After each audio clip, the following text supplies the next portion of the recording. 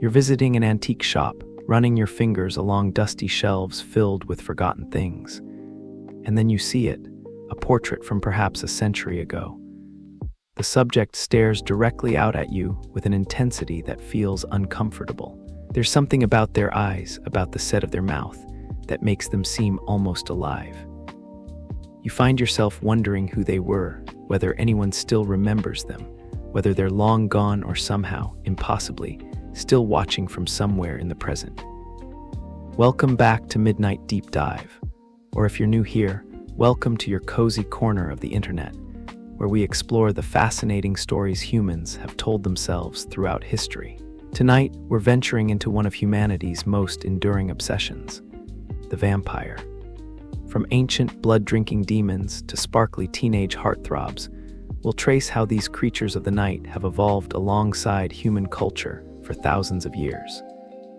We've been telling these stories for thousands of years, reimagining them with each generation. They've been mindless corpses and sophisticated aristocrats. They've been pure evil and tragic heroes. They've terrified us and seduced us, often simultaneously. What is it about these creatures of the night that keeps us coming back, century after century? So settle into your most comfortable position, let your breathing slow and deepen, and join me as we journey through shadow and folklore, through ancient fears and modern fascinations. Our story begins not in Gothic castles, but in humanity's earliest civilizations, where the first vampire myths were born from very real terrors. Long before Count Dracula ever set foot in a Transylvanian castle, long before the word vampire even existed, ancient peoples looked at the darkness and imagined terrible things that thirsted for human life. These weren't quite the vampires we know today. No elegant capes, no charming accents, no romantic brooding. These were raw, primal terrors that embodied humanity's deepest fears about death, disease, and the vulnerability of sleep. In ancient Mesopotamia, around 4,000 years ago, people feared creatures called the Lilitu, night demons that would prey upon travelers and sleeping victims. The most famous of these was Lilith herself, who appears in various forms across Mesopotamian, Hebrew, and later Christian mythology. In some traditions, she was Adam's first wife who refused to be subservient and was cast out, transforming into a demon who fed on infants and seduced sleeping men. Whether she drank blood specifically varies by account, but she embodied that essential vampire quality, a beautiful, dangerous creature of darkness that stole life force from the living. The Mesopotamians also feared Lamishtu, a far less ambiguous monster. She was depicted with a lion's head, donkey's teeth and ears, and long fingers with bird talons for nails. Lamishtu would sneak into homes at night to drink the blood of infants and young children. New mothers lived in terror of her, hanging protective amulets above their babies' beds. These amulets have been found by archaeologists, inscribed with prayers and incantations meant to keep Lamishtu away. The fear was so real, so pervasive, that people shaped physical objects to ward against it. Ancient Greece had its own blood-drinking monsters. Lamia, according to myth, was a beautiful queen beloved by Zeus. When Zeus's wife Hera discovered the affair, she killed all of Lamia's children in revenge. Driven mad by grief, Lamia transformed into a monster that killed other women's children and drank their blood. Later Greek tradition expanded this into an entire species of creatures called Lamiae, beautiful women from the waist up, serpentine below, who seduced young men and fed on their blood and flesh. The philosopher Philostratus wrote about them in the 3rd century CE, describing how they could shapeshift and charm victims into compliance before feeding. Then there were the Empusi, shape-shifting demons associated with the goddess Hecate. These creatures could appear as beautiful women, but had one leg of bronze and one leg of a donkey. They would seduce travelers on lonely roads, particularly targeting young men, and then consume their blood and flesh while the victims slept. The Greek philosopher Apollonius supposedly encountered an Empusa, who had taken the form of a wealthy bride about to marry a young man. Apollonius revealed her true nature just in time, saving the man from becoming her meal. Rome contributed the Strix, or Strigs in plural, owl-like creatures or witches who could transform into birds. These beings would fly through the night and feed on the blood of infants, leaving them pale and wasting. The Roman poet Ovid wrote about them in his Fasti, describing how they would sneak into nurseries and drain blood from babies through their beaks, or use their sharp talons to wound and feed. Parents would make offerings to protective gods and mark their doorways with special plants to keep the Strigs away. What's remarkable when you look at these ancient myths from different cultures, civilizations that had little to no contact with each other, is how similar the core elements are. They're night creatures. They prey on the vulnerable, especially children and sleeping victims. They're often associated with sexuality and seduction. Many can shape-shift or appear beautiful to lure victims, and crucially, they consume blood or life force. Why did cultures separated by thousands of miles and hundreds of years independently create such similar monsters? The answer lies in universal human experiences and fears. Blood is life. This was obvious to ancient peoples who saw that animals and humans died when they lost too much blood. Blood was mysterious, precious, sacred. The idea that something might steal your blood was the same as saying it would steal your life itself. Infant mortality was tragically common in the ancient world. Without understanding of disease, bacteria, or proper sanitation, parents watched helpless as healthy babies suddenly sickened and died. Imagine the terror of that uncertainty, the desperate need to explain why some children thrived while others wasted away.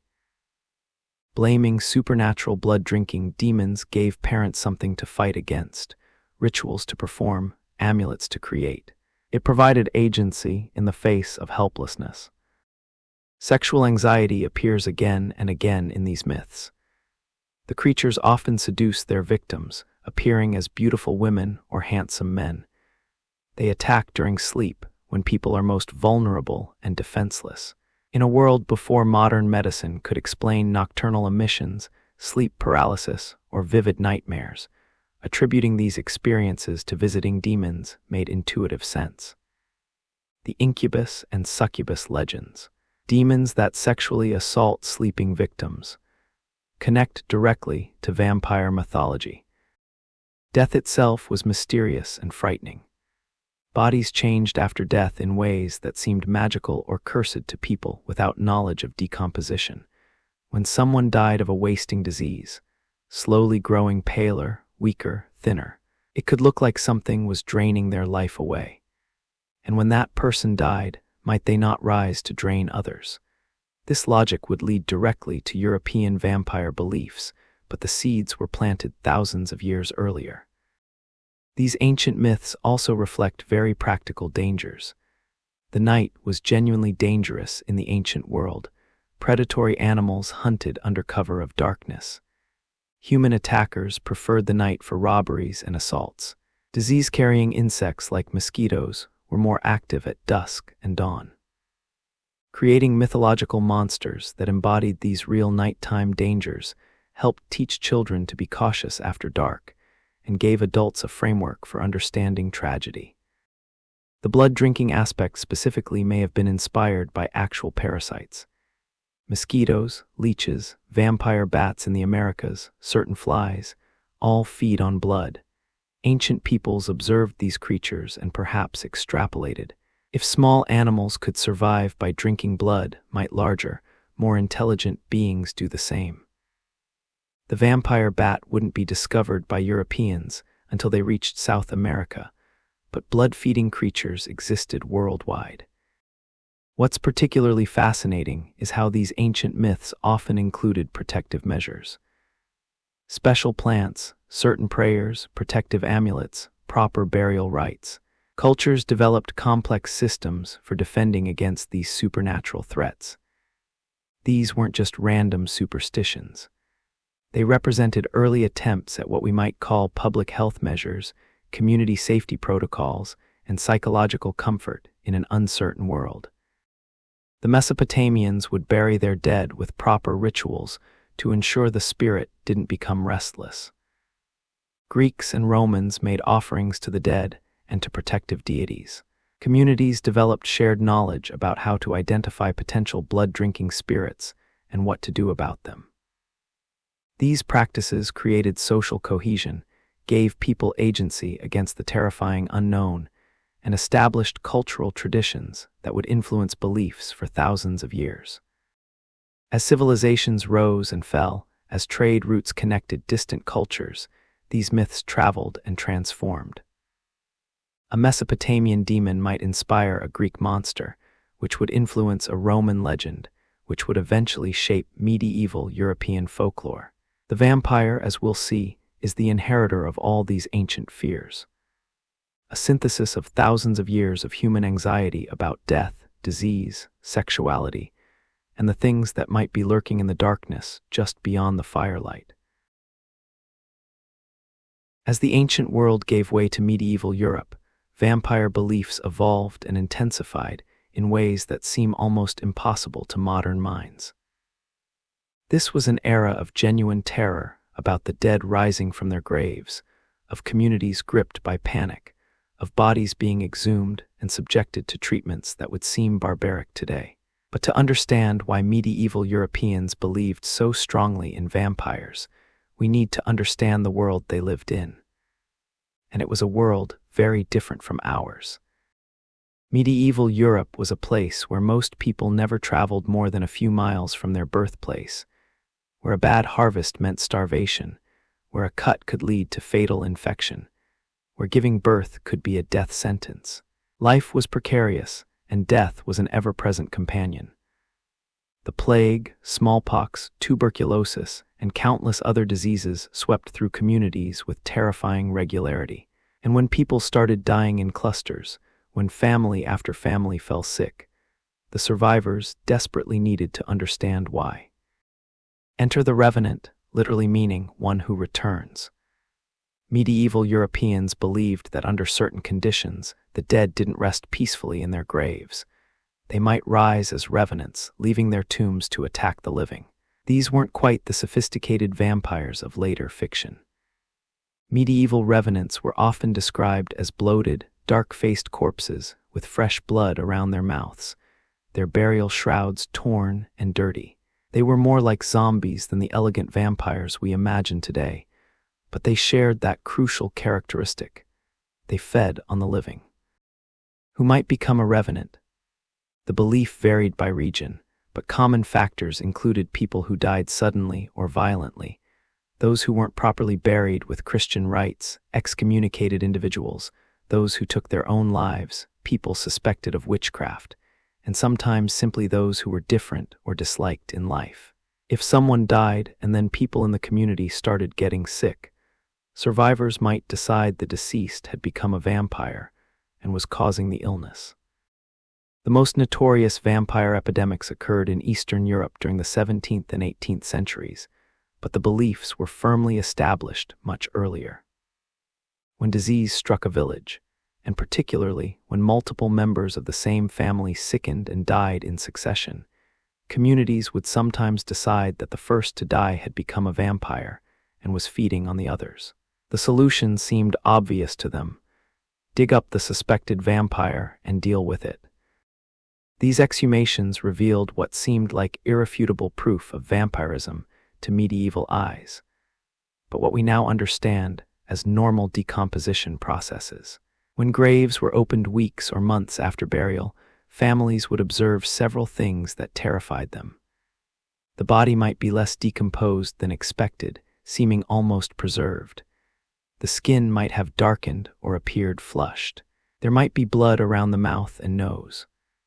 The corpse might appear bloated, and when stakes were driven into the chest, blood and gases would escape, sometimes with sounds that seemed like groaning.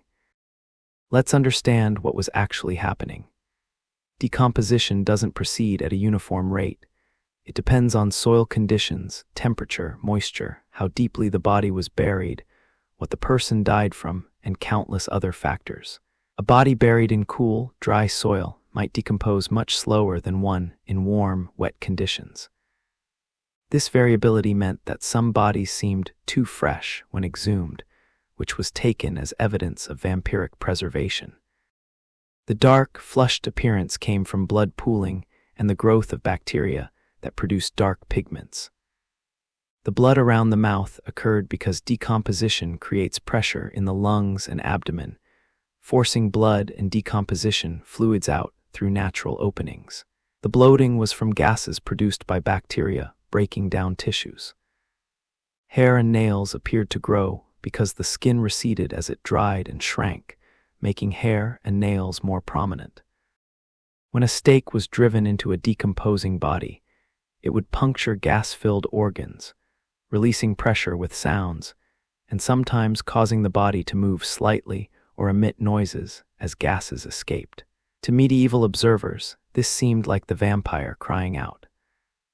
Blood emerging from the wound appeared fresh because decomposition can keep blood liquid for surprisingly long periods. The treatment for suspected vampires varied by region, but often involved disturbing brutality. The body might be exhumed and beheaded, have a stake driven through its heart, be turned face down in the grave, have heavy stones placed on top of it, or be completely disinterred and burned.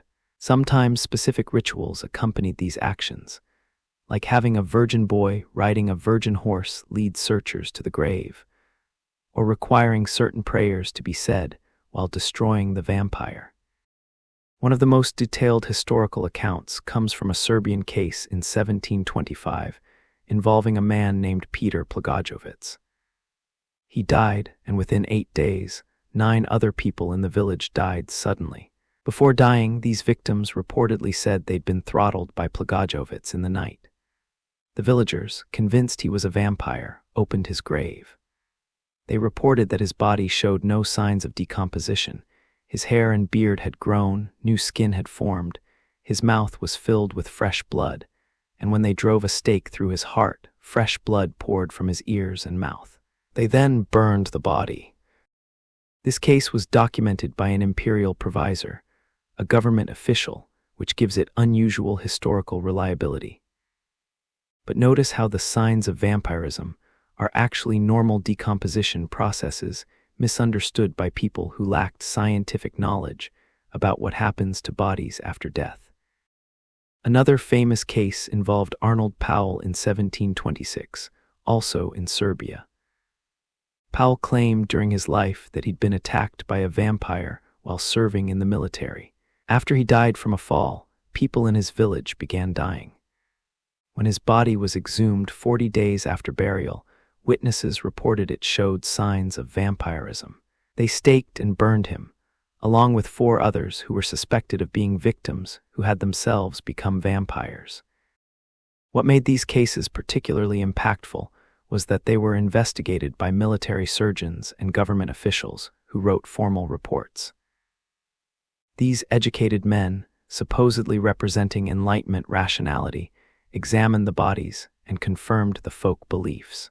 Their reports spread throughout Europe, lending credibility to vampire superstitions among educated classes, not just peasants. The medical understanding of the time couldn't explain what these investigators were seeing. They recognized that the bodies weren't decomposing normally, but they had no framework for understanding the variables affecting decomposition. The conclusion that these were vampires seemed more logical to them than the truth. That decomposition is simply complex and variable. Tuberculosis, or consumption as it was called, played a significant role in vampire panics. This disease caused victims to grow progressively paler and thinner, to cough up blood, and to slowly waste away. It often spread through families, as they lived in close quarters and shared the bacteria. When one family member died of tuberculosis and others subsequently fell ill with the same symptoms, it looked like the deceased was draining the life from surviving family members. This led to documented cases of families exhuming and desecrating the bodies of their own loved ones in desperate attempts to stop the disease. In 1892, in Rhode Island, a family named Brown suffered multiple tuberculosis deaths. When the daughter Mercy died and her brother Edwin continued to sicken, the family exhumed Mercy's body along with her mother and sister. Mercy's body, which had been kept in an above-ground crypt during winter, showed less decomposition than the others who'd been buried in soil. The family removed her heart and liver and burned them, mixing the ashes with water for Edwin to drink as a cure. He died anyway, of course, but this case shows how vampire beliefs persisted even in 19th century America. The medieval church's position on vampires was complicated. Officially, Christian theology held that the dead remained in their graves awaiting resurrection, and that belief in revenants was superstitious nonsense. However, local priests often participated in vampire hunting and exhumations, blessing stakes, supervising burials, and performing rituals meant to prevent vampirism. The church pragmatically accommodated folk beliefs it couldn't eliminate, attempting to Christianize them through incorporation into church-approved practices. Burial practices developed specifically to prevent vampirism. Bodies might be buried face down, so if they reanimated, they'd dig deeper into the earth rather than up. Heavy stones would be placed on graves.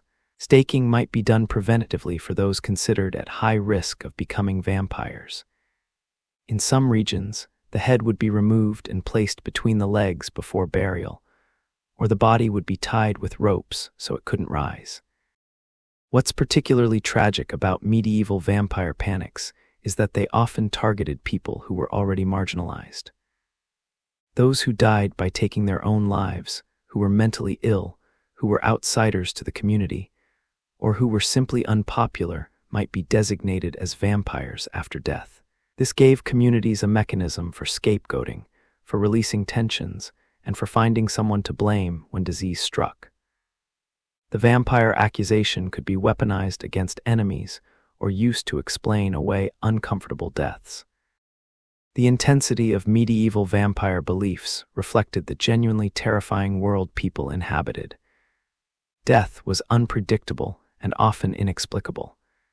Diseases we can now prevent or cure killed with regularity. The night was dark in ways we can barely imagine today. No streetlights, no flashlights, no electricity. The boundaries between life and death seemed more permeable when so many people died young, when bodies were prepared and kept in homes, when graves were shallow and sometimes disturbed by animals or floods. Medieval vampires were terrifying not because they were elegant or seductive, but because they represented death refusing to stay contained, because they threatened the fundamental boundary between living and dead. They embodied the fear that disease could reach from beyond the grave, that loved ones might become monsters, that death itself might be hungry. Every cultural phenomenon has its defining moment, its perfect storm of circumstances that elevates folklore into something that will echo through centuries. For vampires, that moment arrived in May 1897, when a former theater manager and part-time author named Bram Stoker published a novel that would transform vampire mythology forever. But the creation of Dracula was itself a fascinating convergence of history, anxiety, and artistic innovation that tells us as much about Victorian society as it does about vampires. The name Dracula comes from a real historical figure, though the connection is more complicated than popular culture suggests. Vlad III of Wallachia, who ruled in the mid-15th century, was known by several names, including Vlad Dracula. Dracula meaning son of Dracul. His father had been inducted into the Order of the Dragon, a Christian military order, and took the name Dracul, meaning dragon. But Drac could also mean devil in Romanian, giving Dracula sinister connotations. Vlad III earned his more famous sobriquet, Vlad the Impaler, through his preferred method of executing enemies and criminals. He would have victims impaled on wooden stakes, sometimes arranging hundreds of them in geometric patterns around his territory as warnings. Contemporary accounts describe forests of impaled victims. and while numbers were certainly exaggerated, there's no doubt Vlad was extraordinarily brutal even by the violent standards of his era. But here's the important part. Vlad III was not, in his lifetime or immediately after, associated with vampirism. He was remembered as a brutal but effective ruler who fought against the Ottoman Empire, protected his territory, and maintained order through terrifying violence. Romanian oral traditions did preserve stories about him, but these were about his cruelty and cunning, not about drinking blood or becoming undead. Bram Stoker discovered Vlad Dracula while researching Eastern European folklore and history. He'd initially planned to set his novel in Styria, Austria, like the earlier vampire story, Carmilla, and his vampire was originally named Count Wamper. But he came across a book about Wallachia that mentioned Voivode Dracula and that the name meant devil. Stoker recognized the power of this name and reshaped his entire novel around it. Stoker never visited Romania or Transylvania. His knowledge came entirely from books, including accounts of the geography, folklore, and superstitions of the region. He spent years researching at the British Library, taking meticulous notes, creating timelines, drawing maps, and building what would become one of literature's most detailed imaginary worlds. The Transylvania of Dracula is both drawn from real sources and completely fabricated. A Gothic fantasy version of Eastern Europe that would become more real in popular imagination than the actual places. But Dracula isn't just about vampires and Eastern European folklore. It's deeply, profoundly about Victorian anxieties, particularly those surrounding sexuality, gender roles, and the fear of foreign contamination. When we read Dracula through this lens, it becomes a fascinating window into what terrified respectable Victorians at the end of the 19th century. The novel's treatment of sexuality is simultaneously repressed and charged with erotic energy. Victorian society demanded that respectable women be pure, passive, and uninterested in sexuality. But vampirism in Dracula transforms women from modest virgins into sexually aggressive beings. Lucy Westenra, before becoming a vampire, is the picture of Victorian femininity, sweet, somewhat silly, devoted to her fiancé. After Dracula attacks her, she becomes seductive, aggressive, and predatory. The men who loved her must destroy this sexualized version, literally penetrating her with a stake while she lies in her coffin, a scene dripping with symbolic sexual violence. Mina Harker, the novel's heroine, walks a careful line.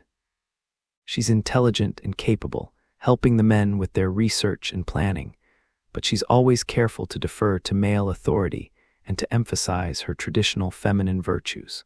When Dracula attacks her, forcing her to drink from his breast in a scene that reads like a perverse parody of nursing, she becomes contaminated and must be saved by the men. Her partial transformation gives her telepathic connection to Dracula, making her useful to the hunters, but also dangerous and needing constant protection. The fear of immigration and foreign contamination runs throughout Dracula. The Count is literally an invader, coming from Eastern Europe to England with plans to establish himself and spread his curse. He's described as having distinctly foreign features, a hooked nose, pointed ears, peculiar teeth. He brings boxes of his native soil with him because he needs to rest in the earth of his homeland. The subtext is clear. Foreigners bring contamination. They can't truly assimilate. They threaten British purity. This fear was very real in Victorian England. The late 19th century saw significant immigration, particularly of Eastern European Jews, which generated considerable anxiety among the native population. The imagery of Dracula, a foreign nobleman with strange features who preys on English women and threatens to spread his curse through the nation, would have resonated powerfully with these xenophobic fears.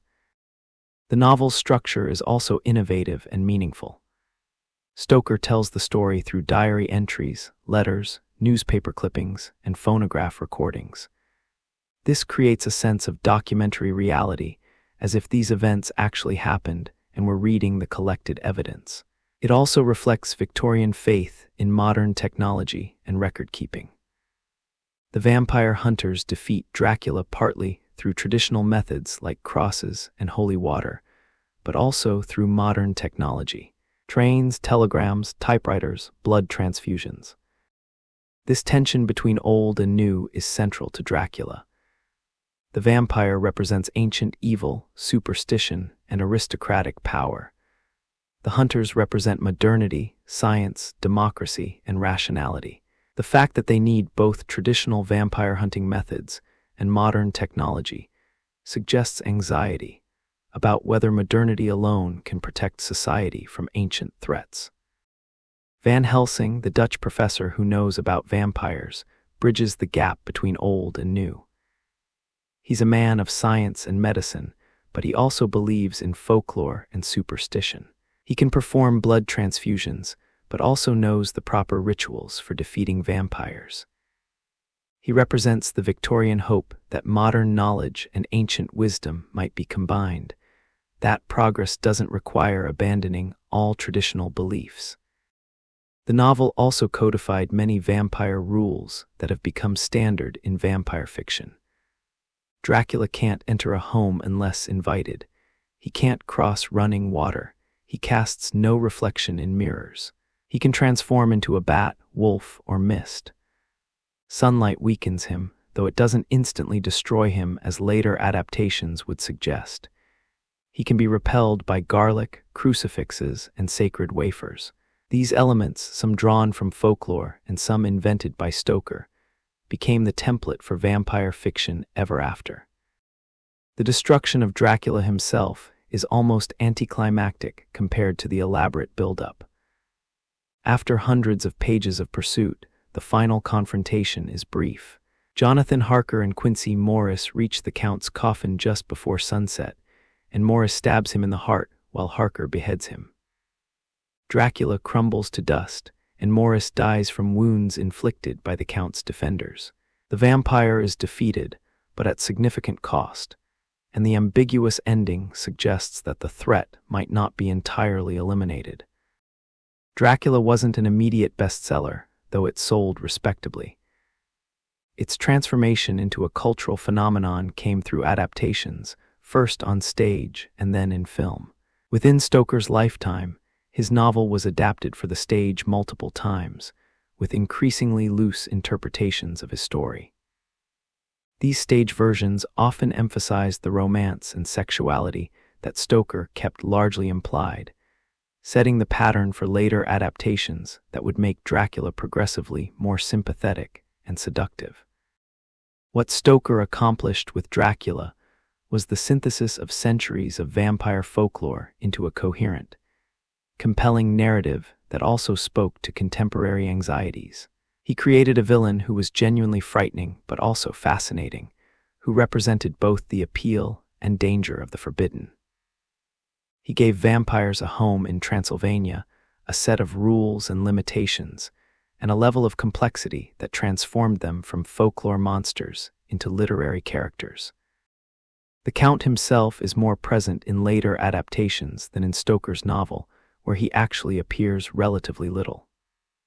But his impact on those he encounters is profound, and through diary entries and descriptions, we build a sense of his terrible majesty. He's aristocratic but predatory, charming but threatening, ancient but adapting to modernity. He represents old-world corruption invading the modern world, sexual danger disguised as sophistication, death masquerading as eternal life. Dracula transformed vampire fiction from folklore and short stories into serious literature.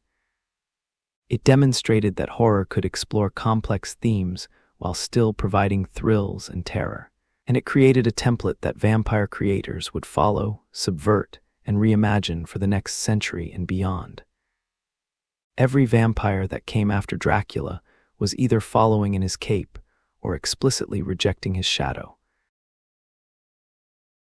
When moving pictures arrived at the turn of the 20th century, vampires found their perfect medium. Cinema offered something literature never could: The actual image of the vampire, the visual spectacle of transformation, the play of light and shadow that made the impossible seem real. Early filmmakers recognized this potential immediately, and in doing so, they completed the vampire's transformation from folklore monster to cultural icon. The first true vampire film appeared in 1922, and it arrived shrouded in shadows and wrapped in legal controversy. Nosferatu, a symphony of horror directed by F.W. Murnau, was an unauthorized adaptation of Dracula. Bram Stoker had died in 1912, leaving his widow Florence as the holder of the novel's copyright. The film's producers, Prana Film, didn't bother obtaining rights or permission. They simply changed names. Dracula became Count Orlok, the setting shifted from England to Germany, and they claimed it was an original work. Florence Stoker wasn't fooled. She sued, and she won. The court ordered all copies of the film destroyed, but here's where the story becomes almost mythical itself. Some prints survived, hidden by collectors and distributors. The film that was supposed to be erased from existence became a legend, circulating in incomplete versions, growing more influential as it became harder to see. The attempted destruction made it immortal. What makes Nosferatu so remarkable isn't just its survival, but its visual brilliance. Director Murnau understood that cinema was fundamentally about images, and he created a vampire that looked like nothing anyone had seen before. Max Schreck's Count Orlok is not handsome or aristocratic. He's a walking nightmare. Bald head, pointed ears, claw-like hands with elongated fingers, and most memorably, those horrible rat-like front teeth. He doesn't transform into a handsome seducer. He remains monstrous from beginning to end. The film's use of shadow was revolutionary. Orlok's shadow appears before he does, stretching up staircases, creeping across walls, reaching toward victims with those terrible fingers extended. This wasn't just artistic choice. It was necessity turned into art. Silent films had to convey everything visually, without dialogue to explain. Shadows became a language, expressing threat and supernatural presence more effectively than any words could. Nosferatu also established visual vampire tropes that persist today. The association between vampires and rats came from this film, with plague-carrying rats accompanying Orlok's coffin to Germany. The image of the vampire as a plague carrier, as disease incarnate, connected medieval vampire beliefs to modern germ theory anxiety. The climax, where Orlok is destroyed by sunlight when he becomes so enraptured by feeding on the heroine that he doesn't notice dawn approaching, established sunlight as the vampire's ultimate weakness, an element that wasn't nearly so emphatic in Stoker's novel. The film's German expressionist style, those sharp angles, deep shadows, distorted perspectives, created a visual language for vampire cinema. Everything looks slightly wrong, slightly unreal, perfectly suited to telling stories about the unnatural and impossible. Later vampire films would either embrace this expressionist approach or explicitly reject it. But they all existed in conversation with Nosferatu's visual choices. Then came 1931, and everything changed again. Universal Pictures released Dracula, directed by Todd Browning and starring Bela Lugosi, transforming not just vampire cinema, but horror films as a whole. Where Nosferatu's Orlok was monstrous, Lugosi's Dracula was magnetic. Tall, elegant, speaking in that distinctive Hungarian-accented English that would become inseparable from the character. Lugosi created a Dracula who was dangerous precisely because he was charming. Lugosi had played Dracula in the Broadway adaptation before the film, perfecting his performance over hundreds of shows. By the time cameras rolled, he'd become Dracula in a way that went beyond acting. The cape, the formal evening wear, the slick-back hair, the penetrating stare. These became the definitive vampire look for generations. Even actors who consciously tried to play Dracula differently still existed in Lugosi's shadow. The film itself was somewhat stagey, limited by early sound technology that required actors to stay close to hidden microphones. But this stiffness worked in the film's favor, creating an atmosphere of formal dread. When Dracula appears, movement itself seems unnatural.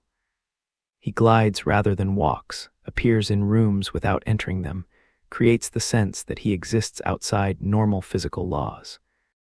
Censorship shaped these early vampire films in important ways. The production code, which governed what could be shown in American films, strictly limited sexual content, violence, and anything considered immoral or subversive. This meant that vampire films had to imply rather than show.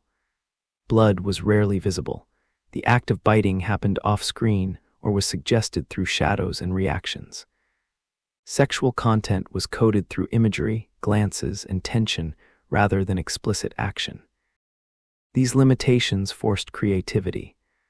A vampire film couldn't show graphic violence, so it had to build dread through atmosphere, suggestion, and psychological horror. The bite became a seduction scene, heavy with symbolic sexuality even as it showed nothing explicit. Victims' reactions, the combination of fear and desire, resistance and surrender, conveyed what couldn't be directly depicted. The bite mark on the neck became vampire cinema's signature image, two small punctures that suggested violation and transformation. These marks were small, almost modest, but they carried enormous symbolic weight. They represented lost innocence, the penetration of bodily boundaries, the mixing of the vampire's essence with the victim's. In censorship-constrained films, these tiny marks became intensely charged images. Dracula's Daughter in 1936 pushed boundaries by strongly implying lesbianism in its portrayal of Countess Maria Zalska, who preys on young women. The film couldn't state this explicitly due to the production code's prohibition on depicting homosexuality, but the subtext was clear enough that censors demanded cuts.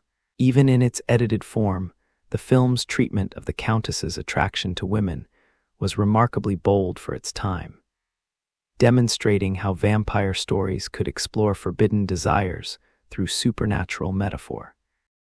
Universal followed their Dracula success with Frankenstein, The Mummy, The Wolfman, and other monster movies, creating a shared universe of horror where monsters occasionally crossed over into each other's films. These universal monsters became American cultural icons, their images appearing on everything from toys to lunch boxes. Vampires, once creatures of European folklore, became fully Americanized through Hollywood cinema. The vampire films of the 1930s and 40s established visual and narrative conventions that still influence the genre. The transformation scene, often accomplished through jump cuts and innovative makeup, showed the vampire revealing their true nature. The use of fog and atmospheric lighting created appropriate mood. The vulnerable heroine in a white nightgown became a staple image. The climactic destruction of the vampire, often by sunlight or stake through the heart, provided catharsis and moral resolution. British cinema began producing vampire films in the 1950s, with Hammer Film Productions releasing Horror of Dracula in 1958, starring Christopher Lee as the Count. This marked another transformation for cinematic vampires. Hammer films were shot in vivid color, unlike the black and white Universal films. Blood was bright red and prominently featured. The sexual content, while still limited by censorship, was more explicit. Lee's Dracula was physically imposing and overtly threatening, lacking Lugosi's formal manners but possessing terrifying power. The Hammer vampire films depicted violence and sexuality more graphically than their predecessors, reflecting loosening social standards. Vampire bites became aggressive attacks. Female vampires were increasingly sexualized, with low-cut costumes and seductive behavior. These films balanced between horror and titillation in ways that earlier films couldn't or wouldn't. Lee played Dracula in numerous Hammer films, each showing the vampire in different circumstances. These sequels grew progressively more outlandish. Dracula being resurrected from ashes by dripping blood on them, Dracula in swinging London, Dracula fighting kung fu monks. The films became increasingly baroque and less frightening. But they kept vampires prominent in popular culture during decades when the horror genre might otherwise have relegated them to obscurity. Early cinema transformed vampires from folklore and literature into visual icons. The specific image of the vampire, the cape, the formal dress, the penetrating stare, the way they moved and spoke, became standardized and universally recognized. Children who'd never read Dracula or heard Eastern European folktales could still identify a vampire by sight. Cinema made vampires real in a new way, giving them physical form that audiences worldwide could witness together. By the 1970s, vampires had been frightening audiences for decades, but something was about to change. The transformation began with a question that might seem obvious now, but was genuinely radical then. What if the vampire was the protagonist? What if we experienced vampire existence from the inside, understood their perspective, even sympathized with them? This shift would fundamentally alter vampire mythology and reveal as much about changing cultural values as it did about vampires themselves. Anne Rice's Interview with the Vampire, published in 1976, accomplished what previous vampire fiction had only hinted at. It made the vampire the tragic hero rather than the villain. The novel follows Louis de Pointe-du-Lac, a vampire telling his story to a journalist, describing his transformation in 18th century Louisiana, his complex relationship with his maker Lestat, and his tortured existence across 2 centuries. Unlike Dracula, who was irredeemably evil, Louis suffers. He questions the morality of killing. He searches for meaning in immortal existence. He's capable of love, regret, and philosophical contemplation. Rice wrote the novel while processing her grief over her young daughter's death from leukemia. This personal tragedy infuses the book with genuine anguish about mortality, loss, and the meaning of existence. Louis' struggles aren't simple monster angst. They're profound explorations of what it means to exist when everyone you love will die, to watch centuries pass while remaining frozen in time, to require killing to survive while retaining enough humanity to recognize killing as wrong. The novel introduced complexity to vampire relationships that previous fiction had barely explored. Louis and Lestat exist in a relationship that reads as distinctly queer, though Rice never explicitly labels it so. Their maker and child, lovers in all but the most literal sense, bound together by blood and circumstance. They create a vampire child, Claudia, forming a twisted family unit that explores themes of parenting, abuse, dependency, and dysfunctional love. Claudia herself represents one of Rice's most disturbing innovations. She's transformed into a vampire as a young child and remains physically 5 years old forever, though her mind matures over decades. The horror of her existence, adult consciousness trapped in a child's body, sexual and intellectual maturity forever contained in a form that can never grow, is more psychologically complex than anything earlier vampire fiction attempted. Rice's vampires established new rules for the mythology. They're made through mutual blood exchange, not just being bitten. They possess superhuman strength, speed, and senses. They can read minds and sometimes levitate or fly. Sunlight destroys them, fire harms them, but crucifixes, holy water, and garlic have no effect. These are superstitions that hold no truth. This rationalized vampire mythology, removing specifically Christian elements and treating vampirism more like a biological condition than a spiritual curse. The novel spawned a series, The Vampire Chronicles, that expanded vampire lore across historical periods and global settings. Later books explored Lestat's backstory, ancient vampire societies, and vampire philosophy in increasing depth. Rice created a comprehensive vampire world with its own history, culture, and rules that readers could inhabit across multiple books. Her influence on vampire fiction cannot be overstated. After Rice, vampires were allowed to be protagonists. They could be sympathetic, romantic, tragic. Their immortality became as much curse as blessing. The moral questions of vampire existence, the necessity of killing to survive, the weight of watching everyone you love die, the meaning of immortality, became central to vampire stories rather than side concerns. This transformation reflected broader cultural shifts. The 1970s and 80s saw increasing questioning of traditional authority, more complex understandings of morality, and greater acceptance of non-normative identities and lifestyles, making vampires sympathetic protagonists rather than evil monsters aligned with this cultural moment. The monster had something to teach us, represented aspects of ourselves we needed to explore rather than simply reject. The 1990s brought another transformative vampire text, Buffy the Vampire Slayer, which began as a film in 1992, but became truly influential as a television series from 1997 to 2003. Creator Joss Whedon took a pulpy concept, high school girl fights vampires, and used it to explore genuine themes about growing up, power, responsibility, loss, and identity. The show treated vampires as both literal threats and metaphors for the challenges of adolescence and young adulthood. Buffy's vampires were mostly monsters, soulless demons in human form who existed to kill and feed, but the show introduced crucial complications. Angel, one of the main characters, was a vampire with a soul, cursed to remember all the evil he'd done and to feel genuine remorse. His relationship with Buffy explored whether redemption was possible for someone who'd committed terrible acts, whether love could bridge the gap between human and monster. The show's greatest contribution to vampire mythology was exploring vampires as a metaphor system.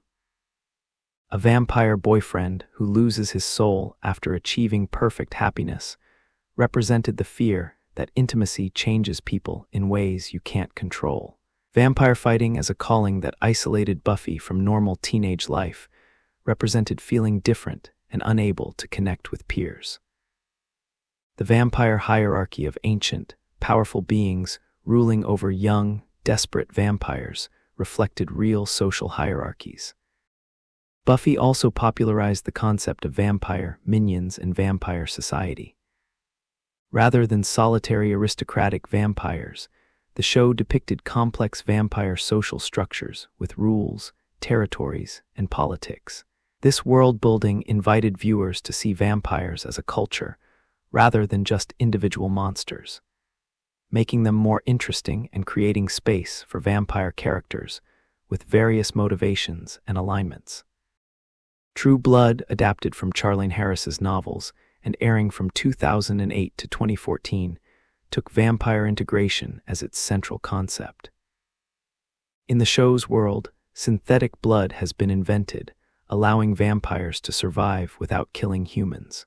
This leads vampires to come out of the coffin and attempt to integrate into human society. The show used this premise to explore civil rights, prejudice, and integration in ways that explicitly paralleled LGBTQ+ rights struggles and racial justice issues. The show's vampires were dangerous, sexual, and politically organized. They lobbied for legal rights, faced prejudice and violence from humans, and navigated complex relationships between their nature and society's expectations.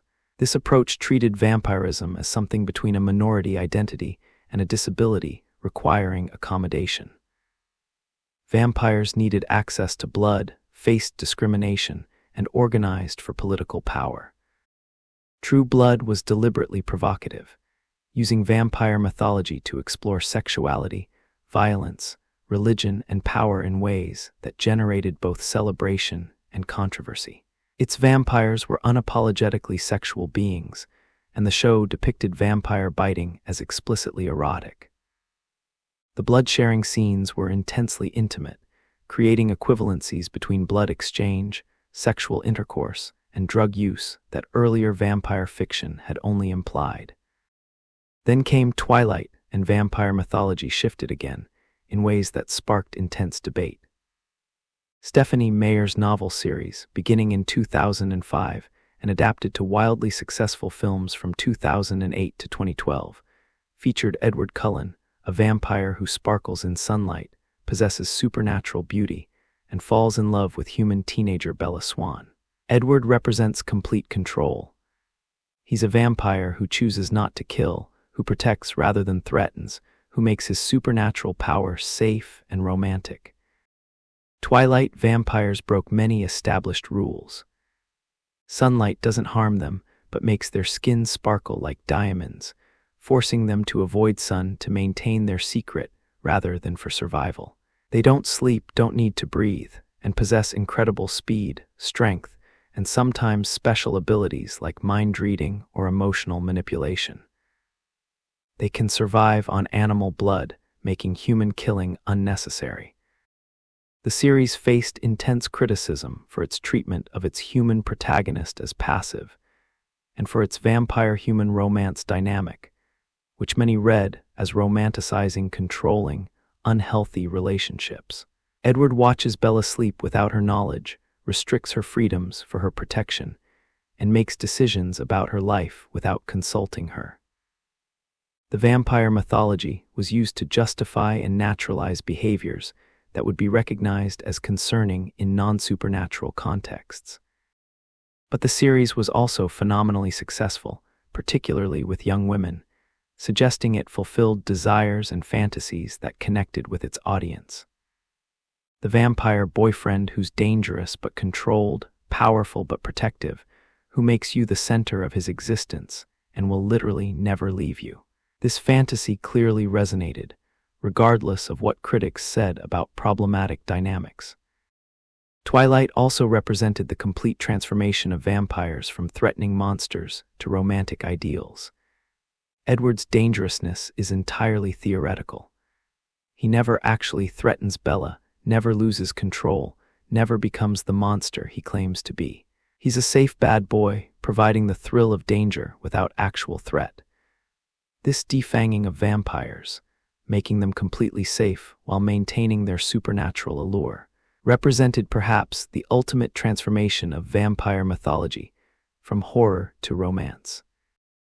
These modern vampire narratives reveal changing cultural values. We've moved from seeing vampires as pure evil requiring destruction to seeing them as complex beings capable of choice, growth, and even redemption. We've become interested in vampire psychology, vampire society, and vampire perspectives. We've used vampire mythology to explore questions about identity, otherness, integration, and what it means to be human or other than human. The evolution from Dracula to Edward Cullen, from irredeemable monster to romantic hero, charts broader cultural movements toward moral complexity, sympathetic understanding of outsiders, and questioning of traditional power structures.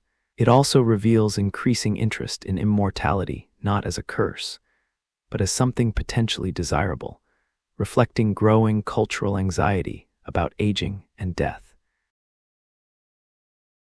While novels and films allowed audiences to experience vampire stories, they remained fundamentally passive media. You watched or read, but you didn't participate. Games changed this, allowing players to make choices, to become vampires themselves in a sense, to navigate the moral and practical complexities of vampire existence. This interactivity added new dimensions to vampire mythology and revealed aspects of the fantasy that passive media couldn't fully explore. The most influential vampire game, and one of the most influential horror games of any kind, launched in 1991. Vampire: The Masquerade, created by Mark Rein-Hagen for White Wolf Publishing. This was a tabletop role-playing game in the vein of Dungeons & Dragons, but with a darkness and sophistication that set it apart. Players created vampire characters and navigated a complex world of vampire politics, philosophy, and survival. The game's central innovation was treating vampires as a society with history, culture, and politics.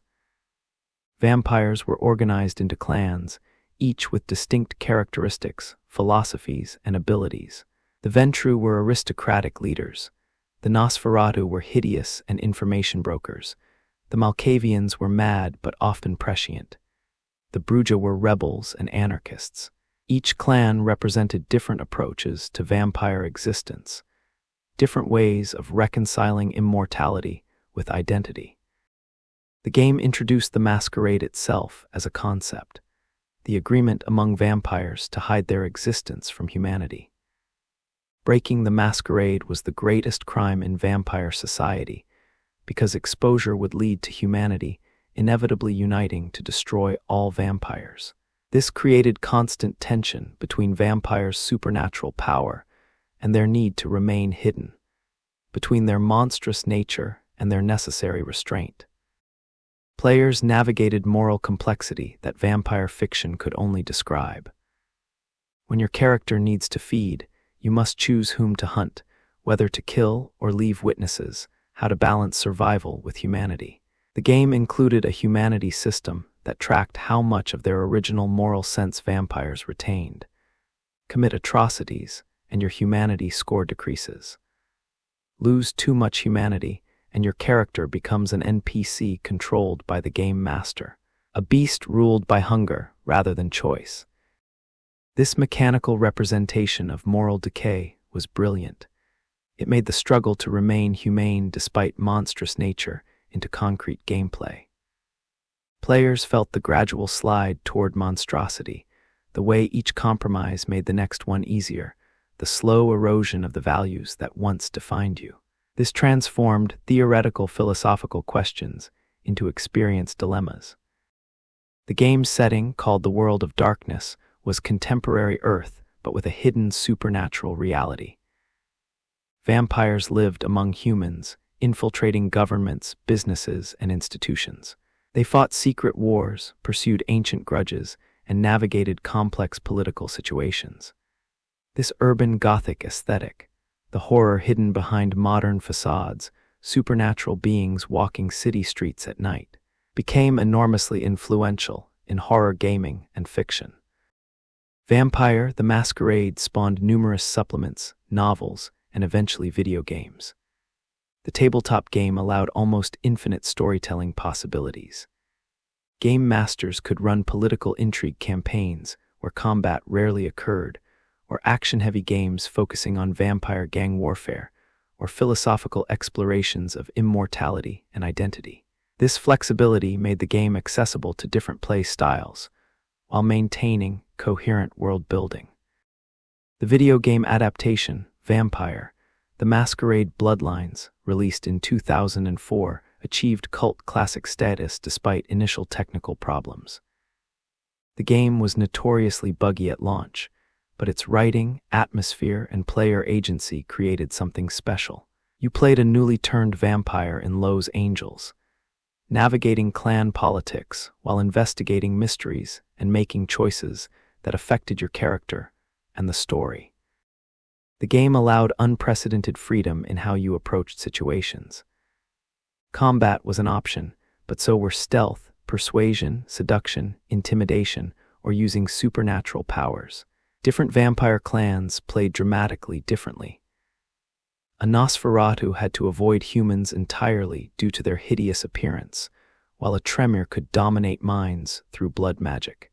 Your choices mattered, quest lines could be completed multiple ways, and multiple endings existed based on player decisions.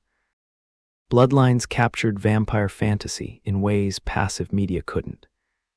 You experienced the seductive power of vampire abilities, the thrill of supernatural strength and speed, the dark glamour of vampire society. But you also experienced the costs.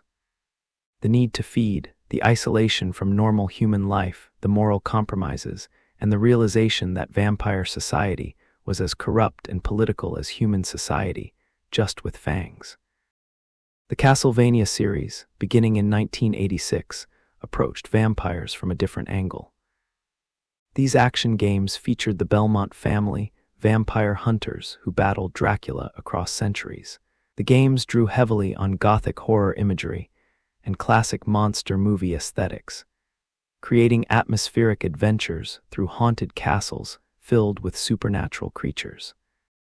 Castlevania's vampires were unambiguously evil, requiring destruction rather than understanding. But the series developed surprisingly complex lore over time. Dracula, resurrected periodically by dark forces, was portrayed as increasingly tragic. A man who became a monster after losing his wife, cursed to return again and again. His son Alucard, introduced in later games, was a Dampier, half-vampire, half-human, who fought against his father, adding family tragedy to the Gothic atmosphere. The Legacy of Kain series, beginning with Blood Omen. Legacy of Kain, in 1996, created perhaps the most philosophically complex vampire mythology in gaming. The series featured time travel, fate versus free will, and vampires as both cursed beings and potential saviors. The protagonist Kain was transformed into a vampire against his will, but came to embrace his nature, eventually becoming a dark god figure who shaped history itself. These games explored what it meant to accept monstrousness, to reject redemption in favor of power, to become fully the thing society fears. Kain was no angst-ridden vampire seeking humanity. He was a vampire who chose power over morality and philosophical consistency over conventional heroism. This uncompromising portrayal of vampire as unapologetic monster created a different fantasy than most vampire media offered. Interactive vampire media revealed aspects of vampire fantasy that passive media only suggested. Games let players experience power, immortality, and freedom from normal moral constraints in ways that reading or watching never could. But they also forced players to reckon with consequences, to make choices and see their effects, to navigate moral complexity rather than simply observe it. The appeal became clear. Players could explore being powerful, dangerous, and free from normal rules while operating within game structure that made this exploration safe and bounded. You could be a monster without becoming one, experience transgression without consequence, explore the seductive nature of power without actually harming anyone. This interactivity also revealed the fundamental tension in vampire fantasy. Being a vampire means being a predator. Someone must die or at least suffer for you to survive. Games made this explicit in ways passive media could soften or avoid. When you must choose whom your character hunts, when you must decide how much humanity you'll sacrifice for power, when you directly experience the degrading effects of monstrosity, the fantasy becomes more complicated and often more interesting. Modern vampire games continue this tradition. Vampire, in 2018, explicitly made feeding a moral choice with consequences. Every NPC had a story, relationships, and value to the community. Draining them gave you experience and power, but it also damaged the social fabric and moved you toward a darker ending. This transformed feeding from a simple health mechanic into a genuine moral dilemma. The evolution of vampire gaming parallels broader trends in vampire media. Moving from vampires as simple enemies to complex beings, from straightforward horror to philosophical exploration, from pure evil to moral ambiguity. But gaming's interactivity added something unique. It made players complicit. You aren't just watching a vampire's moral struggles, you're making their choices. You aren't just reading about the seductive nature of power, you're experiencing its appeal and its costs. Walk into any alternative fashion store, scroll through certain corners of social media, or attend a goth club, and you'll see vampire influence everywhere. Pale skin, dark lips, dramatic eye makeup, flowing dark clothing, leather, lace, velvet, and accessories featuring bats, coffins, and ankhs. The vampire aesthetic has become so pervasive in certain subcultures that it's sometimes hard to remember it wasn't always there.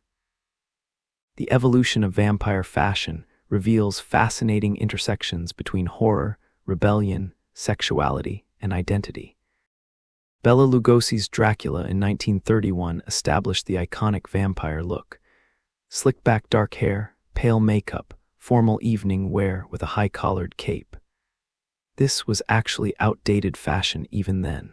Opera capes had largely fallen out of style by the 1930s, but that outdatedness was the point. Dracula was old, aristocratic, formal in ways that suggested old-world refinement and danger. The cape created a bat-wing silhouette, especially effective in black and white cinematography, where it could merge with shadows. This formal, aristocratic vampire aesthetic dominated until the 1970s. Vampires wore historical costume or evening dress, signaling their age and status. They were elegant, refined, dangerous, but sophisticated. Christopher Lee's Dracula and the Hammer films maintained this approach, though with more explicitly sexualized styling. Open shirts showing his chest, more physical presence than Lugosi's theatrical stillness. The punk and goth movements of the late 1970s and early 1980s began changing vampire aesthetics. Or perhaps it's more accurate to say vampire aesthetics began changing punk and goth fashion. These subcultures were already exploring darkness, death, and Victorian aesthetics. Vampires fit perfectly into this exploration. Goth fashion drew on Victorian morning dress, punk's dark leather, and horror imagery to create something new that was also deeply informed by vampire media. The 1983 film The Hunger, starring David Bowie and Catherine Deneuve as elegant modern vampires, demonstrated how vampire aesthetics could be contemporary rather than historical. These vampires wore avant-garde fashion, inhabited sleek modern spaces, and embodied a kind of cold, artistic sophistication. The film's opening, set in a goth club with Bauhaus performing Bela Lugosi's Dead, explicitly connected vampire mythology with goth culture. This was a pivotal moment. Vampires weren't just inspiration for goth fashion, they became integrated into it. To dress goth was, in some sense, to dress as a vampire. The pale makeup, dark lipstick, dramatic eye makeup creating a hypnotic stare, black clothing in various textures, crosses and religious imagery worn ironically. An emphasis on Victorian and Edwardian styles all drew on vampire aesthetics. Anne Rice's vampires in the 1980s and 90s wore historical costume appropriate to their eras, but always with dramatic flair. Louis might wear 18th century French clothing. Lestat favored rock star aesthetics mixed with historical elements. The 1994 film adaptation emphasized this, with elaborate costumes designed by Sandy Powell that were historically inspired but dramatically interpreted. These costumes were gorgeous, making vampire fashion aspirational. Buffy the Vampire Slayer in the late 1990s normalized vampires in contemporary casual clothing, at least for minor vampires. The show's vampire makeup, the ridged foreheads and fangs that appeared when they vamped out, became iconic, but the vampires themselves mostly wore normal clothes. Angel wore dark colors and leather, but was fundamentally a person in contemporary fashion rather than a costume. This made vampires seem more present, more possible. The influence flowed both ways. As goth and alternative fashion became more mainstream in the 1990s, particularly through bands like 9 Inch Nails and Marilyn Manson, vampire aesthetics became more accessible. Hot Topic stores brought goth and vampire-inspired fashion to suburban malls, making it available to teenagers who couldn't access underground club scenes or alternative boutiques. This mainstreaming paradoxically made the aesthetic both more widespread and less transgressive. When anyone could buy fishnet, black lipstick, and vampire jewelry at the mall, these items lost some of their subcultural significance. But this accessibility also allowed more people to explore these aesthetics, to experiment with identity and presentation in ways previously unavailable. The Twilight films in the late 2000s brought vampire aesthetics to an even broader audience, but also sanitized them. Edward Cullen and his family wore expensive, fashionable, perfectly coordinated outfits. They looked like models, sophisticated but not particularly Gothic or alternative. Their vampirism was signaled more by extreme paleness and occasional golden or black eyes than by any particular fashion sense. This shift reflected and reinforced the transformation of vampires from transgressive monsters to safe romantic fantasies. The dangerous vampire aesthetic, the leather, the dark makeup, the Gothic drama, gave way to a polished, fashion magazine aesthetic. These vampires looked like they belonged in Vogue rather than at a goth club. Modern vampire fashion is diverse, reflecting the genre's diversity.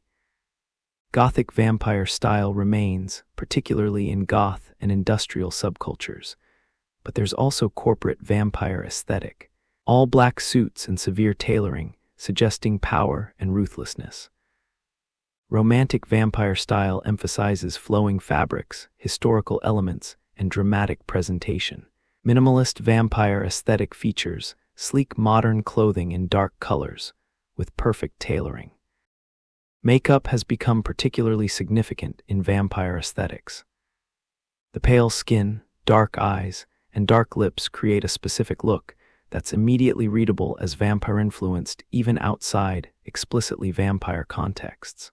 The heavy emphasis on eyes, dramatic liner, dark shadow creating intensity, references both vampire media and Gothic aesthetics more broadly. This makeup can be adapted to various intensity levels, from subtle hints to full theatrical presentation. Vampire aesthetics have influenced mainstream fashion repeatedly. Designers regularly create collections inspired by Gothic and vampire imagery. Alexander McQueen's work frequently featured dark romance, Victorian influence, and vampiresque styling. Rick Owens has built an aesthetic around dark, dramatic pieces that reference both vampire fashion and post-apocalyptic imagery. These high-fashion interpretations bring vampire aesthetics into contexts far removed from their horror origins. Cosplay culture has created space for elaborate vampire fashion that references specific characters while allowing personal interpretation. Fans create extraordinary costumes based on favorite vampire characters, often with stunning attention to detail and craftsmanship. These costumes blur lines between fashion, art, and fandom, creating communities around shared appreciation for vampire aesthetics. The vampire aesthetic's enduring appeal relates to what vampires represent.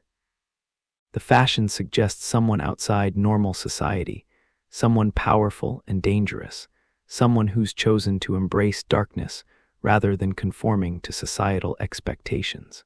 It's fashion that says, I'm not trying to be normal, I'm not trying to be safe. I've accepted aspects of myself that society considers transgressive. For many people, particularly young people exploring identity, vampire aesthetics provide a language for self-expression. The fashion allows experimentation with darkness, sexuality, and power in relatively safe ways. You can explore being dangerous, being other, being sexual without actually being those things. The clothes create a persona you can inhabit temporarily or permanently. The influence extends beyond obviously vampire-themed fashion. The popularity of dark lipstick, especially black and deep reds, owes something to vampire aesthetics. The preference for pale skin in certain fashion contexts, the popularity of dramatic contouring that emphasizes bone structure, the use of religious imagery as fashion elements. All these have connections to vampire fashion, and the Gothic aesthetics vampires helped popularize. Vampire fashion also intersects with various queer aesthetics, particularly drag and club kid culture. The dramatic presentation, the emphasis on artifice and performance, the embrace of traditionally transgressive imagery, and the mixing of masculine and feminine elements all connect vampire fashion with queer fashion history. Many explicitly vampire-themed drag performances have occurred over the years, demonstrating these aesthetic connections. When most people think about vampires, they're thinking about fiction. Books, movies, games. But there exist communities of people who identify as vampires in various ways, who have incorporated vampire identity into how they understand and present themselves. Understanding these communities requires distinguishing between fantasy, lifestyle choice, and medical conditions, while approaching the subject with genuine curiosity rather than judgment or sensationalism. The modern vampire community is diverse and includes several distinct groups. Lifestyle vampires embrace vampire aesthetics, philosophy, and culture without claiming to actually be supernatural beings. They might dress in vampire-inspired fashion, frequent Gothic clubs, adopt vampire-themed decor, and appreciate vampire media. This is fundamentally about taste, aesthetic preference, and identification with certain values associated with vampires: individualism, darkness, sensuality, power. Then there are those who identify as real vampires, people who believe they have physiological or psychic needs that distinguish them from ordinary humans. This community typically divides into sanguinarians, who believe they need to consume small amounts of blood to maintain health and well-being, and psychic vampires, who believe they need to absorb energy from others. It's crucial to understand that virtually no one in these communities claims to be undead, immortal, or possessing supernatural powers like those in fiction. They're not delusional. They recognize they're human. They understand they'll age and die. They don't think they can turn into bats or mind control people. Their identification as vampires relates to specific experiences they interpret through vampire framework, not belief that they're literally fictional creatures. Sanguinarians describe experiencing what they call the thirst, a craving for blood that they distinguish from normal hunger. They report that consuming small amounts of blood, typically from consenting donors, improves their energy, mood, and overall well-being. They experience the absence of blood as producing fatigue, depression, and physical discomfort that's relieved by consumption. Before dismissing this entirely, it's worth noting that while there's no mainstream medical condition that requires blood consumption, the human body's ability to absorb iron and other nutrients from blood is real. Some people do have conditions that make them chronically low in iron or other nutrients. However, there are much safer and more effective ways to address these deficiencies than drinking blood, which carries significant health risks. The medical establishment doesn't recognize vampirism as a real condition. No credible evidence suggests that some people genuinely require blood consumption for health. The benefits sanguinarians experience are most likely placebo effect, psychological need being expressed through physical terms, or the coincidental relief of genuine deficiencies through an unconventional method. That said, dismissing these experiences entirely as mere delusion isn't quite accurate either. The people experiencing these sensations are having real subjective experiences. Their interpretation of these experiences as requiring blood may be incorrect, but the underlying sensations they're attempting to address are genuine to them. The psychic vampire community describes needing to absorb energy from others, either ambient energy from crowds or direct energy from willing donors. They report feeling drained, depressed, or physically ill when unable to feed on energy, and experiencing revitalization after doing so. They typically distinguish between ethical feeding with consent and black swan feeding that takes energy without permission. From a psychological perspective, what's described as psychic vampirism often resembles codependency, certain personality patterns, or the natural human tendency to feel energized by positive social interaction and drained by negative encounters. Some people are indeed more affected by others' emotional states. Highly empathetic individuals or those with certain personality types might experience social interaction as more intensely draining or energizing. The organized vampire community has developed elaborate social structures, codes of ethics, and terminology. Many communities emphasize the importance of consensual feeding, whether of blood or energy. Donors, often called swans or sources, are understood to be providing something valuable and should be respected and protected.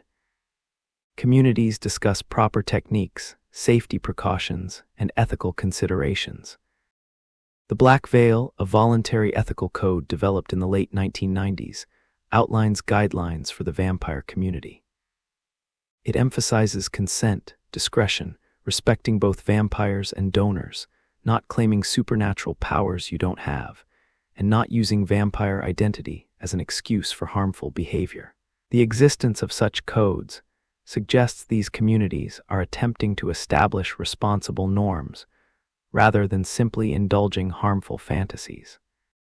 Online communities have been crucial for connecting people who identify as vampires. In the 1990s and 2000s, message boards and forums allowed people who felt this way to find others with similar experiences. This validation, discovering you weren't alone in feeling this way, was powerful for many community members. It also allowed communities to develop shared language, beliefs, and practices. It's important to distinguish vampire identity from certain medical and psychiatric conditions. Renfield's syndrome, more properly called clinical vampirism, is an extremely rare psychiatric condition where individuals believe they need to consume blood and may engage in self-harm or violence to obtain it. This is a serious mental illness that requires treatment and is completely different from the consensual communities we've been discussing. Similarly, some people with severe mental illness may experience delusions of being vampires or other supernatural beings. This is a symptom of underlying psychiatric conditions, not a lifestyle choice or subculture, and requires appropriate medical care. There's also porphyria, a group of rare blood disorders that has sometimes been incorrectly linked to vampire legends. Some symptoms of certain types of porphyria include sensitivity to sunlight, which can cause painful blisters, and sometimes reddish teeth due to porphyrin accumulation. However, the link between porphyria and vampire myths is mostly speculative and not supported by serious historical research. The vampire community's relationship with vampire media is complex. Some members embrace fictional representations while others feel misunderstood or misrepresented. They generally appreciate media that treats vampires with complexity, but may be frustrated by romanticized portrayals that ignore real challenges of being outside social norms, or by horror portrayals that demonize difference. Why do people identify as vampires? The reasons vary individually, but several factors seem common. For some, it provides a framework for understanding experiences of feeling different, of not fitting social norms, of having needs or sensibilities that diverge from mainstream expectations. The vampire identity offers a positive reframing of being an outsider. For others, it's about reclaiming power. Vampire mythology associates vampires with power, sensuality, and freedom from social constraints. Adopting vampire identity can feel empowering, particularly for people who have felt powerless in their lives. It's choosing a monster identity rather than having victim identity imposed. Some people find community and belonging through vampire identity that they struggled to find elsewhere. Alternative communities of any kind can provide acceptance for people who feel marginal in mainstream society. The vampire community, like Goth, BDSM, or other subcultures, offers space where difference is valued. The psychological appeal of vampire identity also relates to transgression and taboo. Vampires embody violation of fundamental boundaries between life and death, between human and monster, between civilization and savagery. Identifying with vampires allows safe exploration of these transgressive feelings without actual harm. It's worth noting that most people who identify as real vampires lead ordinary lives. They have jobs, families, responsibilities. Their vampire identity is one aspect of their lives, not their entire existence. They're not dangerous or particularly unusual beyond this one aspect of their self-understanding. The vampire community also demonstrates how people create meaning and identity using available cultural materials. Vampire mythology provides rich symbolism for exploring themes of power, otherness, desire, and transgression. People draw on this mythology to make sense of their own experiences and to craft identities that feel authentic to them. While Dracula and European vampires dominate Western popular culture, vampire-like creatures appear in folklore worldwide. These various traditions reveal both universal human fears and specific cultural anxieties.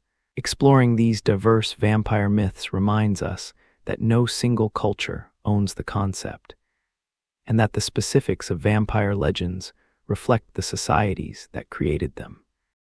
Chinese mythology features the jiangshi, or hopping vampire. These creatures are visually distinctive, corpses dressed in Qing dynasty official robes, with greenish-white skin, long fingernails, and sometimes outstretched arms. Most distinctively, they move by hopping because rigor mortis has stiffened their bodies. They navigate by sensing the breath of living beings and may be blind or have poor vision. Jiangshi are created when a person's soul fails to properly leave the body after death, when someone dies far from home, when proper burial rites aren't performed, or when a cat jumps over a corpse. They're driven by qi, life energy, and seek to drain it from the living through their nails or by feeding on breath. Unlike European vampires, jiangshi aren't particularly associated with drinking blood, though some variations include this element. The methods for defeating or controlling jiangshi differ from European vampires. Taoist priests can immobilize them using yellow paper talismans inscribed with magical commands, stuck to their foreheads. They're repelled by the blood of a black dog, mirrors, and the sound of a crowing rooster. Sticky rice can rot their flesh. Their nature is more rigid and less intelligent than European vampires. They follow simple drives, rather than exhibiting complex personality. Jiangshi reflect specifically Chinese concerns about death rituals, the importance of being buried in one's homeland, and the need for proper family observances for the deceased. The emphasis on correct burial rites and the danger of souls becoming trapped in corpses speaks to Chinese cultural values around filial piety and respect for ancestors. In Filipino mythology, the manananggal is a particularly disturbing vampire variant. This creature appears as a beautiful woman by day, but at night, her upper body detaches from her lower half, sprouting bat-like wings to fly through the darkness. The detached torso seeks pregnant women, using its long, thread-like tongue to pierce the womb and feed on the blood of unborn children. The manananggal can be defeated by finding its lower half while it's separated and spreading salt, garlic, or ash on the exposed flesh, preventing the upper body from reattaching. At sunrise, if it hasn't reconnected with its lower half, the creature will die. This vulnerability creates narrative tension, the time limit of sunrise, and the need to locate the hidden lower body. This myth reflects anxieties about pregnancy, childbirth, and infant mortality in traditional Filipino society. The specific targeting of pregnant women and unborn children expresses the terrible randomness of miscarriage and infant death before modern medicine.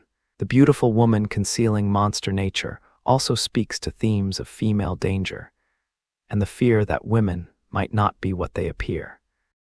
West African folklore includes the Asanbasam, vampire creatures with iron teeth and hook-like feet that live in trees. They hang from branches in forests, waiting to grab unwary travelers passing beneath. They drink blood like European vampires, but are more overtly monstrous in appearance and behavior. Some accounts describe them as having humanoid forms with particularly long legs and arms, while others emphasize their more animal-like characteristics. The Asanbasam's association with forests and trees reflects the genuine dangers of forest travel in traditional West African contexts. Predatory animals, getting lost, environmental hazards. The vampire myth anthropomorphizes these dangers into a being that can be understood and potentially defended against through ritual and knowledge. Mexican folklore features the Tlahuelpuchi, found particularly in Tlaxcala state. These are typically women who, from birth, are cursed or blessed with the ability to transform into various animals and an insatiable need for blood. They primarily target infants, especially those between 3 months and 1 year old. The Tlahuelpuchi can shapeshift into dogs, cats, birds, or even balls of fire. Like European vampires, the Tlahuelpuchi must be invited into a home before they can enter. They're particularly vulnerable during their feeding. If caught in the act or exposed to sunlight while transformed, they'll die. The belief in Tlahuelpuchi led to protective practices, including constant vigilance over infants, keeping fires burning through the night, and placing metal objects near babies' cradles. This myth reflects the tragedy of infant mortality and the desperation to explain and prevent it. The requirement of invitation speaks to guilt, the idea that somehow the parents' carelessness allowed the tragedy. The shape-shifting ability incorporates various animals that might actually harm infants or were associated with death. Slavic vampire traditions are diverse and predate the Dracula myth. The Russian Upper, Polish Upir, and similar variants were corpses that rose from graves to feed on family and community members. Unlike the aristocratic vampire of later fiction, these were peasant vampires. Farmers, villagers, ordinary people who became monsters after death.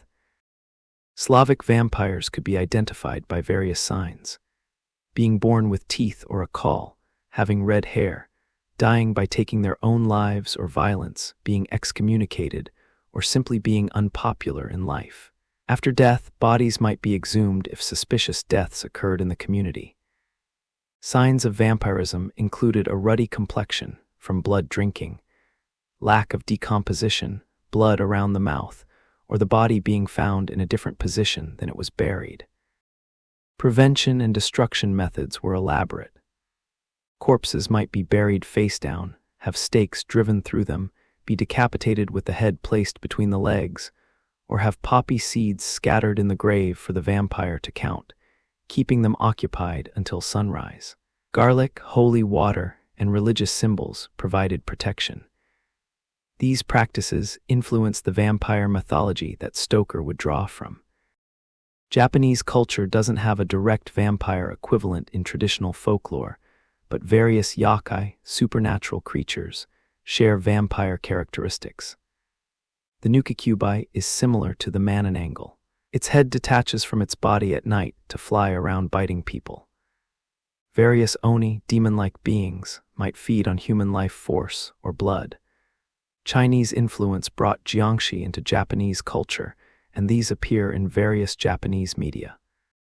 More significant is how Japanese culture has adapted and transformed Western vampire mythology. Anime, manga, and Japanese video games have created distinctively Japanese approaches to vampires. These often blend Western vampire characteristics with Japanese supernatural aesthetics, creating hybrid creatures that draw from multiple traditions. Indian mythology includes various blood-drinking beings, though the concept doesn't exactly map onto Western vampires. The Bhuta are spirits of the deceased who, for various reasons, don't move on to the afterlife. Some can possess living people or animals, and some are described as feeding on blood. The Vetala are undead beings that hang in trees and possess corpses, using them to commit mischief or harm. The Rakshasa, while usually classified more as demons than vampires, sometimes exhibit vampire-like characteristics in feeding on human blood or flesh. These beings appear in Hindu epics and myths, presenting diverse appearances and abilities. They can shape-shift, possess various magical powers, and disrupt sacrifices and religious rites. Australian Aboriginal mythology includes the Yaramaihahu, a small red creature with suckers on its hands and feet that lives in fig trees. It drops on travelers passing underneath, draining their blood through the suckers. Victims become shorter and redder, eventually transforming into Yaramaiha, who themselves, if attacked repeatedly. This myth might have origins in observations of real animals like vampire bats or leeches, transformed through oral tradition into a humanoid creature. What unites these diverse vampire traditions is the association between death and predation, the fear of the dead refusing to remain dead, and anxiety about invisible threats that drain life force. But the specific forms these fears take vary enormously based on cultural context, local beliefs, and specific societal anxieties. The diversity of vampire mythology also demonstrates how universal human fears, of death, of disease, of the unknown, get expressed through culturally specific forms. Chinese jiangshi reflect Chinese death rituals and beliefs about souls. Filipino manananggal embody anxieties about childbirth. Mexican Tlahuelpuchi incorporate indigenous and Catholic elements into a hybrid belief system. Modern globalized culture has created interesting exchanges. Western vampire media influences how other cultures depict their traditional vampire beings. Simultaneously, these diverse traditions influence Western vampire fiction, creating hybrid forms that draw from multiple traditions. Japanese media has been particularly influential, with anime vampires becoming recognizable worldwide and incorporating elements from both Western and Japanese supernatural traditions.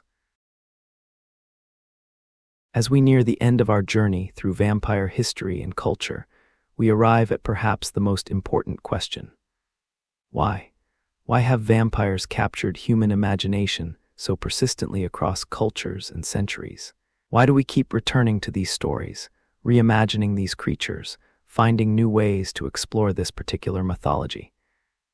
The answers reveal as much about us as they do about vampires. At the most fundamental level, vampires address humanity's relationship with death. We're the only animals that know we're going to die, that carry this knowledge consciously throughout our lives. This creates existential anxiety that demands management. Vampires represent one possible response to mortality. What if death wasn't final? What if, instead of dying, you could continue existing indefinitely? The vampire fantasy of immortality is complicated, though. Vampires don't simply live forever. They exist in a state between life and death, neither one nor the other. They're animated corpses, undead rather than alive. This suggests deep ambivalence about immortality. Would living forever actually be desirable? Vampire stories often suggest it wouldn't be. That immortality means watching everyone you love die, becoming disconnected from humanity, gradually losing what made existence meaningful. This tension makes vampire immortality more psychologically interesting than simple eternal life fantasies. Vampires pay terrible prices for their immortality. They must kill to survive. They're isolated from normal human life. They exist outside moral and social structures. They lose connection with what made them human. Vampire stories let us explore both the appeal and the horror of living forever. The blood-drinking aspect of vampires speaks to deep psychological associations between blood and life. Blood is literally necessary for life, and this was obvious to humans long before we understood biology. Something that drinks blood is stealing life itself. But blood also carries intense symbolism around family, heritage, identity. We talk about bloodlines, blood bonds, blood brothers. Vampires who drink blood are mixing their essence with their victims, creating connections that transcend ordinary relationships. The eroticization of vampire biting transforms this predation into intimacy. The neck is vulnerable and intimate, rarely exposed to non-intimate others in most cultures. The penetration of fangs into flesh, the exchange of fluids, the pleasure victims often experience in vampire fiction. These clearly parallel sexual intercourse. Vampire stories allow exploration of sexuality, particularly dangerous or transgressive sexuality, through supernatural metaphor. This sexual dimension explains much of vampire fiction's appeal, particularly to teenagers and young adults navigating sexual awakening. Vampire stories allow exploration of desire, of the tension between wanting and knowing something is dangerous, of the transformation that sexual experience can bring. The vampire as romantic figure represents sexuality that's powerful, transformative, and outside ordinary social rules. Vampires also embody power fantasies. They're stronger, faster, more compelling than normal humans. They possess supernatural abilities. They're not constrained by normal human limitations or social rules. They can dominate through force or through mental influence. For people who feel powerless, particularly adolescents and marginalized individuals, imagining being a vampire provides fantasy compensation. But vampire power comes with isolation and monstrousness. You can be powerful, but you'll be alone. You can live forever, but you'll be outside human society. You can be free from normal rules, but you'll be a predator. This complication makes vampire power fantasies more complex than simple wish fulfillment. They explore whether power is worth the cost, whether freedom from restraint is truly desirable. The outsider status of vampires speaks powerfully to people who feel different from or rejected by mainstream society. Vampires are by definition outside normal human community. They're hidden, secret, living double lives. For anyone who's felt like an outsider, queer people, racial minorities, neurodivergent people, anyone who doesn't fit normal expectations. Vampires provide a mythology for understanding that experience. This explains why vampire fiction has often resonated with LGBTQ+ audiences. The closet, hiding your true nature, presenting as normal while secretly being different, fearing discovery, parallels vampire existence. Coming out, revealing your nature, risking rejection, finding community with others like yourself, mirrors vampires revealing themselves. The metaphor isn't perfect, but it's provided meaningful framework for many people exploring identity. Vampires also represent aristocratic or elite status. From Dracula onward, many vampire depictions emphasize their sophistication, education, cultural refinement, and wealth. They wear beautiful clothes, live in impressive spaces, possess knowledge and experience that spans centuries. This makes vampires aspirational. They're not just powerful and immortal, they're also classy and cultured. This aristocratic association also carries political implications. Vampires are parasites who survive by exploiting those beneath them. They represent the ruling class literally feeding on workers, the rich draining the life from the poor. This reading of vampires as capitalist or aristocratic predators has appeared in various vampire fiction, particularly more politically conscious works. The adaptability of vampire mythology explains its persistence. Each generation reimagines vampires to address contemporary concerns. Medieval vampires embodied fears about disease and improper burial. Victorian vampires expressed anxiety about sexuality and immigration. Modern vampires explore everything from political integration to teenage romance. The basic framework is flexible enough to contain widely varying meanings. This adaptability means vampires never become obsolete. They're not tied to specific historical periods or cultural contexts in ways that make them irrelevant as society changes. Instead, they evolve with society, always remaining useful for exploring whatever anxieties and desires are currently pressing. Vampire stories also provide structure for exploring moral complexity. The vampire must kill to survive, but often retains enough humanity to recognize killing as wrong. This creates genuine moral dilemmas. Is survival justification for killing? Can someone who must do evil to live still be considered good? What obligations do we have to others versus ourselves? Vampire fiction explores these questions through fantastical circumstances that make the stakes clear and the complications dramatic. The sensory and aesthetic appeal of vampire fiction shouldn't be overlooked either. Vampire stories are set at night, in beautiful spaces, involve gorgeous clothes and dramatic confrontations. They feature attractive people in intense situations. They offer Gothic atmosphere, romantic settings, and the pleasure of fear in safe contexts. This aesthetic richness makes vampire fiction satisfying independent of any deeper meanings. Modern vampire fiction often explores questions about what constitutes humanity or personhood. If vampires possess consciousness, emotions, and moral agency, are they persons deserving ethical consideration? If they must kill to survive but don't choose this requirement, are they morally culpable? These questions parallel real ethical discussions about artificial intelligence, genetic modification, and the nature of consciousness. The vampire's transformative bite represents change that's both desired and feared. Being made into a vampire means death and rebirth, loss of old self, and gain of new powers. This parallels many human experiences of transformation. Coming of age, religious conversion, radical life changes.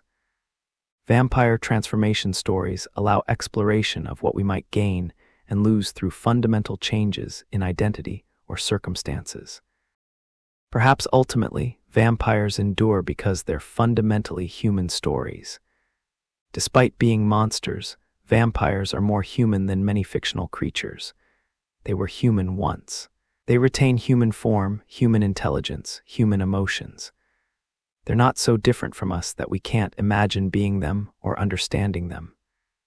They're just different enough to be interesting, to allow exploration of what we might become if certain limits were removed or certain changes imposed. Vampires show us what we might be at our worst and our best, our most predatory and our most passionate. They're mirrors that reflect our fears about death, our desires for power and immortality, our anxieties about sexuality and transgression, our questions about identity and humanity. They're monsters, but there are monsters, created from human imagination to explore human concerns. And so vampires persist, evolving with each generation, always relevant because they address fundamental questions that don't change even as society transforms around them. As long as humans fear death, desire power, navigate sexuality, and wonder what we might become if circumstances were different, vampires will remain compelling. They're not just creatures of the night. They're creatures of human imagination, and they'll last as long as that imagination continues creating, questioning, and exploring the darkness. Tonight, we've traveled through thousands of years of vampire mythology, from ancient Mesopotamian demons to sparkling immortals, from medieval grave diggers to modern role-playing gamers. We've seen how vampires have transformed alongside human culture, reflecting each era's particular anxieties and desires while maintaining their essential appeal. These creatures of darkness have shown us multiple sides of humanity, our fears and our fantasies, our capacity for creation and destruction, our endless fascination with death and immortality. Thank you for joining me on this journey through the shadows. If you're already drifting off, then our mission is complete. But if you're still awake, perhaps another deep dive through one of our previous episodes will carry you gently into slumber. Until we meet again in these quiet hours, may your dreams be filled with Gothic castles and moonlit nights. And may you wake remembering that all monsters, even the most terrifying, are ultimately reflections of ourselves.